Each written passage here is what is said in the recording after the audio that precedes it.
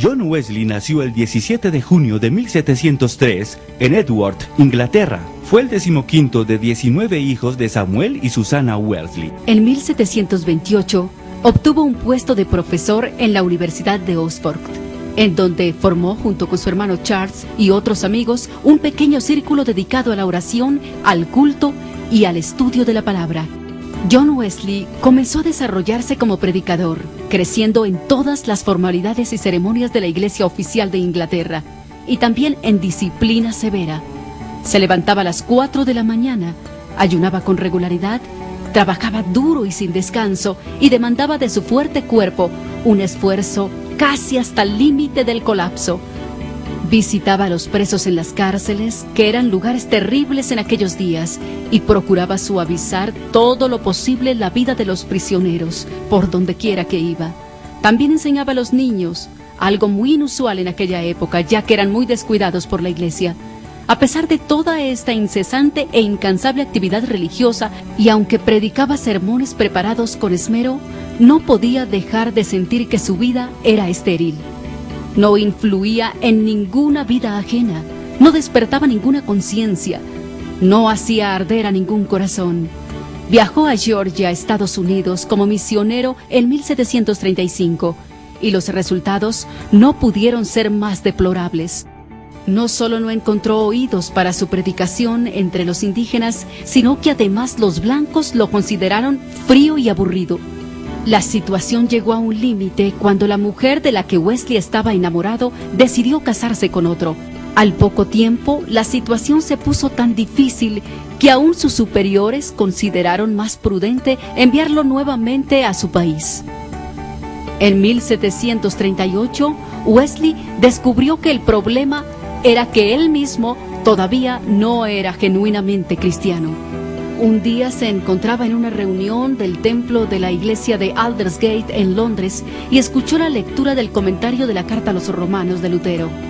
Tuvo una revelación de lo que significaba el sacrificio de la cruz, y al recibir la salvación por el descansar por fe en lo que Jesús había hecho.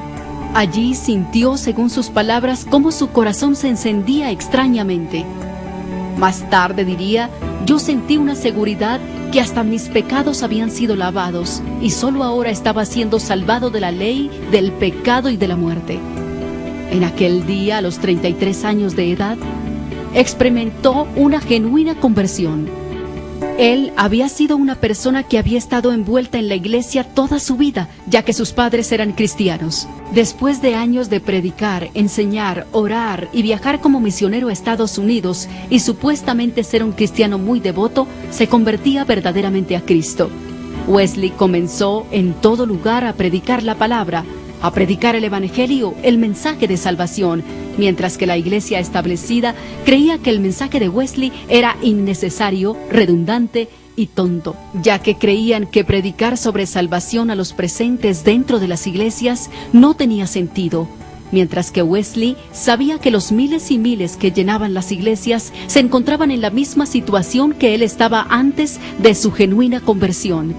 Pronto, la iglesia no solo vio innecesario su mensaje, sino que lo echaron violentamente de muchos lugares. En 1739, la iglesia anglicana le prohibió la entrada a sus templos. Pero Wesley tenía un amigo llamado George Whitefield, quien había vivido una experiencia similar, y también él había tenido que salir de la iglesia establecida, por lo que había comenzado a predicar en el campo abierto.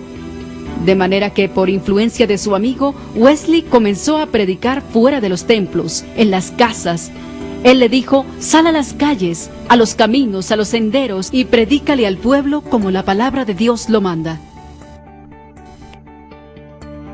Esto era muy extraño para estos tiempos, ya que a la gente ni se le ocurría hacer este tipo de cosas. Y la iglesia todavía se enfureció más, prohibiéndole predicar en varios lugares, al punto de que fue apedreado varias veces. Muchos líderes de iglesias se enojaban cuando él iba a predicar en los campos abiertos. Y Wesley decidió que él debía obedecer a Dios antes que a los hombres. Todo esto fue lo que motivó a que se creara la famosa frase de Wesley: el mundo es mi parroquia. Esto quería decir: yo voy a predicar donde sea, donde Dios me mande, donde haya oyentes, el mundo es mi iglesia. John Wesley comenzó a viajar por Inglaterra, Escocia, Irlanda y Gales, predicando la verdadera salvación por la fe y el arrepentimiento, que en la práctica se traducía en un cambio de vida. Se calcula que en los últimos 52 años de su vida, predicó más de 40.000 sermones. Wesley trajo a pecadores al arrepentimiento en 3 reinos y 2 hemisferios. Fue obispo de una diócesis sin comparación con ninguna de las iglesias oriental o occidental. A él le fue concedido avivar la iglesia de Inglaterra cuando había perdido de vista a Cristo Redentor, llevándola a una renovada vida cristiana. Al predicar la justificación y renovación del alma por medio de la fe en Cristo, levantó a muchos de las clases más humildes de la nación inglesa, desde su enorme ignorancia y malos hábitos, transformándolos en cristianos fervorosos y fieles. Sus infatigables esfuerzos se hicieron sentir no solo en Inglaterra, sino también en América y en la Europa continental.